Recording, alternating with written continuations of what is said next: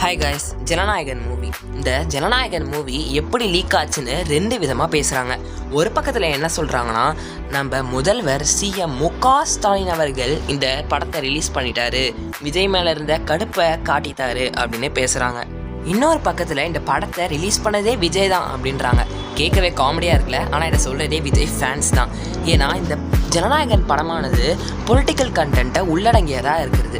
ஓகேவா, அந்த பொலிட்டிக்கல் கண்டென்ட்டை உள்ளடங்கியாக இருக்கிறத பார்த்து மக்களிடையே விழிப்புணர்வு ஏற்பட்டு அவர் மக்களை பிரெயின் வாஷ் பண்ணி ஓட்டு போட வைக்கிறாங்க அப்படின்னும் சில பேர் பேசுகிறாங்க. இந்த படம் லீக் ஆனால் கூட இதை யாருமே போய் தியேட்டரில் பார்க்க மாட்டாங்க அப்படின்னும் சொல்ல முடியாது. ஏன்னா இது தளபதி படம், எல்லாருமே போய் பார்ப்பாங்க. அஃபிஷியலி என்ன சொல்கிறாங்கன்னா, இந்த படம் ரிலீஸ் ஆகிறதுக்கு 4 பேராக தான் வாய்ப்பு இருக்கும்.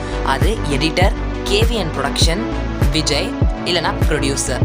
இவங்க 4 பேரில் யாரோட லீக் பண்ணியிருக்காங்க. நீங்கள் யாருன்னு நினைக்கிறீங்க? ஓட்டுக்காக தளபதி ரிலீஸ் பண்ணாரா இல்லைனா கடுப்பில் சிஎம் ரிலீஸ் பண்ணாரா? கீழே கமெண்ட்டில் சொல்லுங்கள்.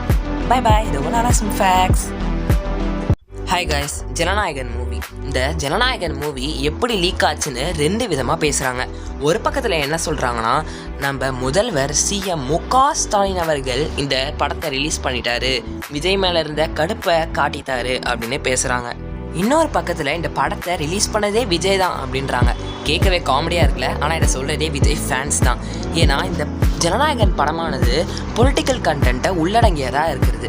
ஓகேவா, அந்த பொலிட்டிக்கல் கண்டென்ட்டை உள்ளடங்கியாக இருக்கிறத பார்த்து மக்களிடையே விழிப்புணர்வு ஏற்பட்டு அவர் மக்களை பிரெயின் வாஷ் பண்ணி ஓட்டு போட வைக்கிறாங்க அப்படின்னும் சில பேர் பேசுகிறாங்க. இந்த படம் லீக் ஆனால் கூட இதை யாருமே போய் தியேட்டரில் பார்க்க மாட்டாங்க அப்படின்னும் சொல்ல முடியாது. ஏன்னா இது தளபதி படம், எல்லாருமே போய் பார்ப்பாங்க. அஃபிஷியலி என்ன சொல்கிறாங்கன்னா, இந்த படம் ரிலீஸ் ஆகிறதுக்கு 4 பேராக தான் வாய்ப்பு இருக்கும்.